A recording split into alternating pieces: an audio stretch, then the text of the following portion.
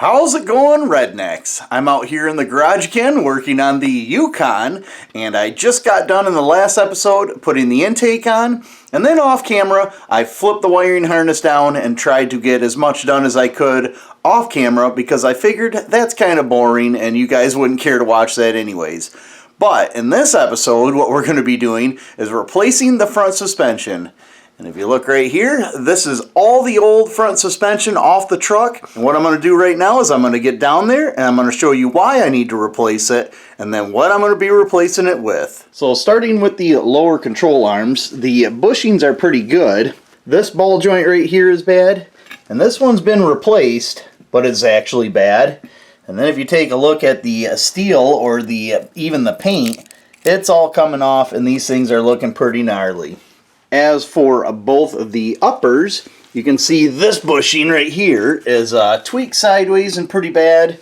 This ball joint right here has been replaced and is nice and solid, but this one right here is loose as heck. Moving on to the sway bar, it needs a good cleaning, but it's all there. The only thing that was wrong with that is we only have one side. Somebody put a new sway bar link in, but unfortunately, the other side was broken. And now on to the whole steering setup here. That one's been replaced. This inner was replaced, so both the inner and outer were replaced on this side. I believe they replaced the idler arm, but not the idler like bushing right here. Yeah, that's feeling pretty loose.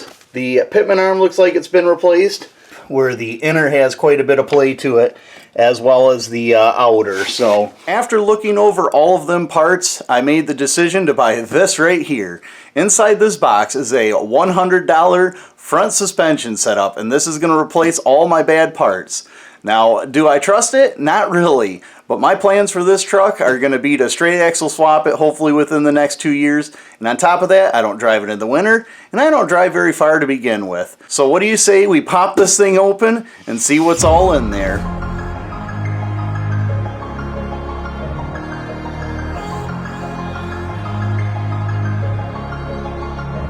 Well, there we go. With the kit all opened up, we have pretty much everything that's over there right here. So we have our pitman arm, our idler arm, and our idler arm, I don't know what that's considered a bushing, our sway bar links, both upper control arms, lower control arm ball joints, inner tie rods, and outer tie rods. And as you can see, I have a spare set of lower control arms that are in a little bit better shape than those ones. So ultimately, looking at everything we have here, the only thing the kit didn't include were the sway bar bushings here, and I guess your lower control arm bushings, both the lower ones here and your shock bushing. But for $100, I gotta say, that is pretty nice. Now, is it going to hold up in the long run? That is the question. I don't know. Hopefully in like 1 year, or when I'm ready to do the straight axle swap, if it so happens to be, I will do a review on all this stuff. And there's going to be a link for this in the description. I don't know if I'd suggest it, but it's going to be there. So what do you say we get started by taking those lower ball joints right there, getting these old ones pressed out, and getting the new ones pressed in so we can get that bolted on the truck.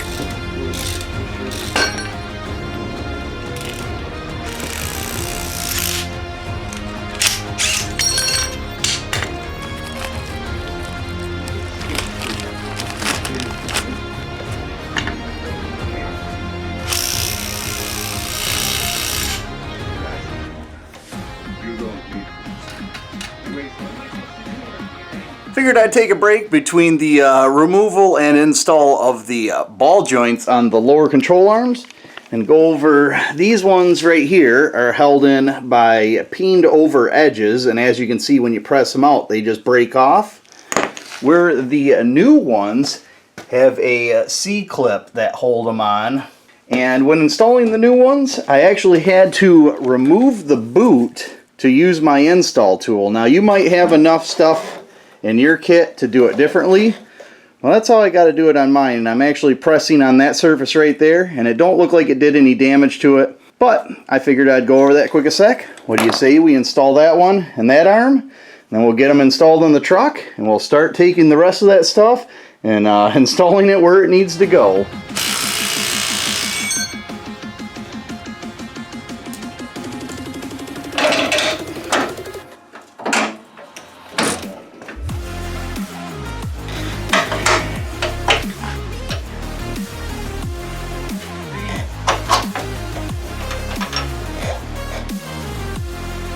With both the upper and lower control arm on, I'm now going to put my knuckle on.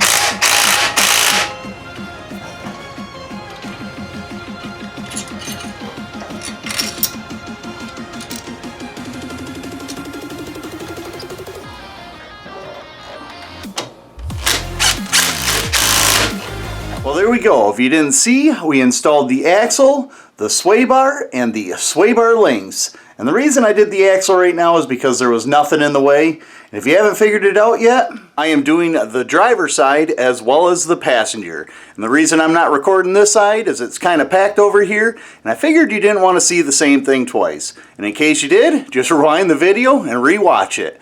With that being said, everything's done over here except for the steering. So I think tomorrow I'm going to mount the gearbox. I will get that on video. I got to go to work here in about half an hour, but we'll be mounting the gearbox. I'll have to use my pitman arm puller to pull the pitman arm, and we'll get the inner and outer tie rods all off of this thing, and then hopefully we'll be able to get that installed. So I guess we'll move on to that.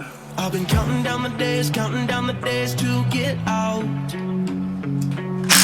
Looking for a way from this town. And you're too far away to help me now. So I'm counting down the days to get out. 'Cause I need to learn to focus. Drags me down, everything inside me now.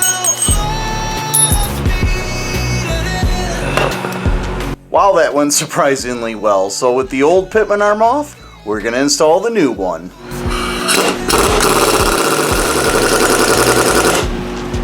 Click. Yeah, we got full thread engagement. I'd say that's it. Well, there we go. With the pitman arm installed, I got the grease zerd on. Now we can install the gearbox on the frame, as well as in that pile there, I have the idler arm. So we'll grab that and grab the gearbox, and we'll put the gearbox on and idler arm.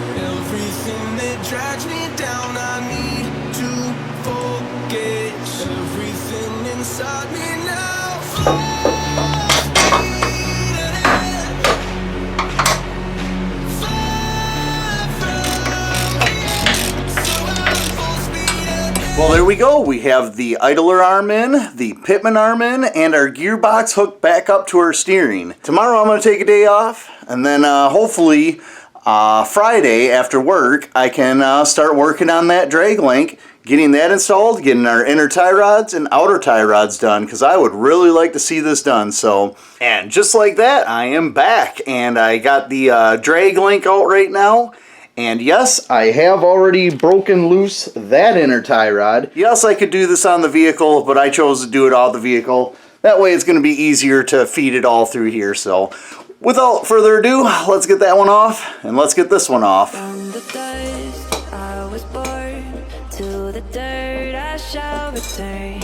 When my eyes are closed, in the shadows, my enemies will think they won, but I'm here to stay. Destiny will overcome. No, I am not afraid. Like a phoenix in the night, my soul rise. From the darkness to the light, I feel alive. With the drag link installed, all I need to do is unpackage my inner and outer tie rods and make them look like the old ones. As you can see, one is a little bit longer than the other, so I'm going to set them about the same, get them installed on the truck, and that should get my steering angle pretty close so I can go get this thing aligned. This is going to be where your outer goes, and then your inner goes on your drag link.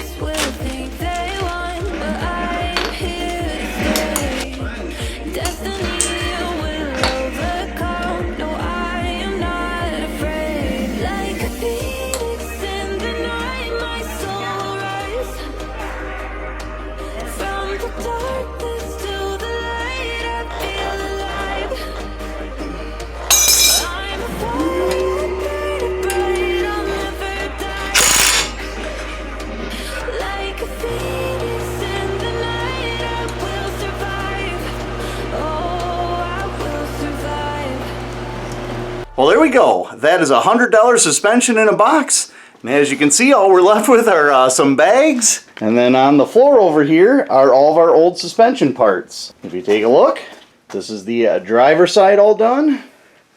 And the passenger side.